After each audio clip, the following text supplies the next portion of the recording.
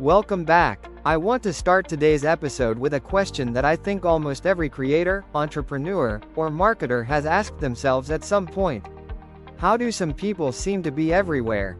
They're posting on YouTube, Instagram, TikTok, LinkedIn, X, Threads, Facebook, they have a newsletter, a podcast, a blog, and somehow they're still launching products, speaking at events, and running businesses.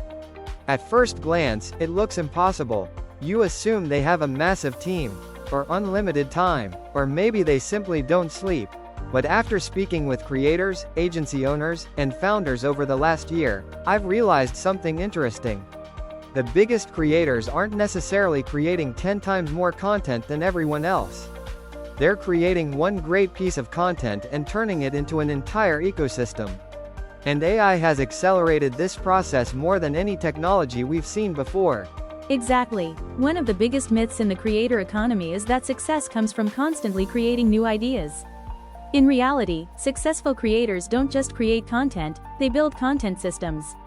Think about it this way. Imagine spending 8 hours making one high-quality podcast. If you upload it to YouTube and stop there, you've only used a small percentage of its value. Now imagine taking that same episode and turning it into 20 YouTube Shorts, 15 Instagram Reels, 10 TikToks, LinkedIn posts, X threads, Facebook posts, email newsletters, blog articles, carousel posts, quotes, lead magnets, a free PDF, a webinar. Suddenly, one recording becomes an entire month's worth of content. That's not working harder, that's working smarter. And I think that's the mindset shift people need. The goal isn't to create more. The goal is to extract more value from every piece of content you already create. Today we're going to break down exactly how modern creators are building these AI-powered content machines, the tools they're using, the systems behind them, and the mistakes to avoid. Let's start with the problem first. Why do so many talented creators quit? Because they're stuck in what I call the content hamster wheel. Every morning they wake up thinking, what should I post today? Instead of asking, how can today's content continue working for me next month? They're constantly starting from zero. That cycle eventually becomes exhausting. The creators who last for years think differently. They build assets instead of just publishing posts. That's such a powerful distinction. Content as an asset rather than content as a task. Let's imagine you're recording a 90-minute podcast. Here's how top creators process it. Step 1: Research. Perplexity AI. Instead of spending hours searching Google, Perplexity gathers current information, summarizes sources, and helps validate facts. Step 2: Script development. ChatGPT and Claude. ChatGPT helps brainstorm hooks, titles, storytelling angles, and audience questions. Claude helps organize long-form conversations, improve flow, and keep the script natural. Step 3: Recording. Many creators now use AI-powered teleprompters such as MacroSuite for planning and script organization. Editing is where creators often lose the most time. What has changed here? Almost everything. The script. Instead of editing timelines, you edit text. Delete a sentence from the transcript and it's removed from the video. Wisecut. Automatically removes awkward silences, filler words, long pauses, dead space, making videos feel more dynamic. Opus Clip finds the most engaging moments and automatically creates viral-ready short clips. Captions AI creates professional animated captions optimized for social media. That's hours of editing reduced to minutes. Let's talk about AI design, thumbnails, and visual branding. There's one thing I think creators often underestimate, especially when they're just starting out. Everyone talks about creating better content, better scripts, better videos, better storytelling, but before anyone experiences your content, something else happens first. They decide whether they're even going to click. And that decision often happens in less than 2 seconds. Which means your thumbnail, your title, your branding, your visual identity, they're not just design elements. They're marketing, they're psychology, they're your first impression. I've even heard people say, my content is amazing, but nobody watches it. And sometimes the content really is excellent. The problem is that nobody ever clicked to find out. So how should creators think about design in the AI era? I think this is one of the biggest mindset shifts creators need to make. People often separate content and design. They think, first I'll make a great video, then I'll quickly make a thumbnail. But the thumbnail is part of the content. If people never click, they'll never experience your storytelling. And AI has completely transformed the creative process. Years ago, creating professional visuals required expensive software, designers, photographers. Today, one creator can produce visuals that look like they came from a professional agency. But here's something important. AI doesn't replace taste. It amplifies taste. If you have good creative instincts, AI helps you execute them much faster. If you don't have a clear vision, AI simply creates average-looking content faster. That's such an important distinction. People often assume AI automatically makes everything beautiful, but beautiful design still requires good decisions. Let's start with Canva AI because it's probably the first platform I'd recommend to almost any creator. People know Canva for social media graphics. But today it's much more than that.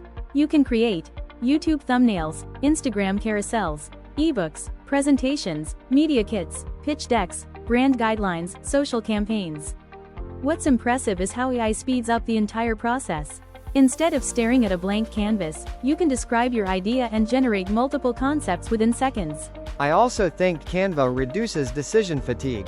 You're not starting from zero anymore. You're refining ideas instead of inventing every detail. Yes. Another tool I'm incredibly impressed by is Ideogram. One thing AI image generators have struggled with historically is text. If you've ever tried generating a thumbnail with readable words, you probably noticed the text looked distorted. Ideogram changed that. It's become one of the strongest platforms for YouTube thumbnails, posters, product mockups, typography, social graphics. Because it handles text far better than most AI image generators. And for YouTube creators, that's a massive advantage. A thumbnail isn't just an image. It's a visual headline. Then we have Midjourney. If someone wants cinematic artwork, premium-looking visuals, creative concepts or storytelling images, Midjourney is still one of the strongest creative platforms available. Many creators aren't using it for final thumbnails.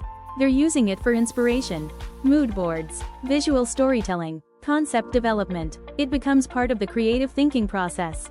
One newer platform I'm excited about is Krea. What makes Krea interesting is speed. Creators can iterate visually almost in real time. Instead of generating one image, waiting, changing prompts, waiting again. You can experiment much more fluidly. That makes creativity feel more like sketching ideas than waiting for software. And honestly, I think that's becoming a theme with AI. The best tools aren't replacing creativity. They're removing friction. One thing I notice about successful creators is that they don't seem stressed by the amount of content they produce. And I don't think it's because they have fewer responsibilities. I think it's because they have better systems. When you look behind the scenes of large YouTube channels or successful businesses, there's usually a surprisingly organized workflow. So what does a modern AI content operating system actually look like? I love this topic because people often focus on flashy AI tools. Video generators, image generators, voice generators, but they ignore the operating system behind the business. Think of it like a kitchen. Buying expensive appliances doesn't automatically make a restaurant efficient. The workflow matters, and creators are exactly the same. For me, Notion AI is almost like the brain of the business. Imagine opening one dashboard and seeing video ideas, sponsor deadlines, podcast outlines, research, publishing calendar, content archive, brand guidelines, affiliate links, business goals. Instead of information scattered across 20 different apps, everything lives in one place. That probably reduces mental clutter more than anything else. Exactly. Because creativity suffers when your brain is busy remembering tasks instead of generating ideas. Airtable is another fantastic tool. It's much more than a spreadsheet. You can build databases for YouTube videos, clients, campaigns, content performance, sponsorship tracking, publishing schedules. Many agencies actually run entire businesses inside Airtable. Automation seems to be one of the biggest opportunities for creators. Absolutely. And Make is one of my favorite platforms. Imagine this workflow. A podcast episode gets uploaded automatically. Transcript is generated. Summary is created. Social posts are drafted. Email newsletter begins. Task appears in Notion. Clips move into editing. Without anyone touching 5 different apps. That's where creators start reclaiming hours every week. Zapier has a similar philosophy. Its biggest strength is connecting thousands of applications together. Instead of manually copying information between platforms, Your systems communicate automatically, and over time those saved minutes become saved days. Every month it feels like there's another breakthrough. How do creators decide which tools are actually worth learning? I ask one question: does this tool remove repetitive work? If yes, it's worth exploring. Movie camera HeyGen. One platform that's becoming incredibly popular is HeyGen. People know it for AI avatars. But that's only part of the story. Businesses now use it for multilingual marketing, onboarding videos, customer education, personalized sales videos, international expansion. Instead of recording the same presentation 10 times, you record once. AI adapts it. This is honestly one of Google's most exciting AI products. Imagine uploading research papers, PDFs, meeting notes, reports, books. Notebook LM doesn't just summarize them. It understands relationships between ideas. It answers questions. And one of its most impressive features is generating podcast-style conversations from your own documents. That's incredible for learning. I remember trying it and thinking, this feels less like search and more like having a research partner.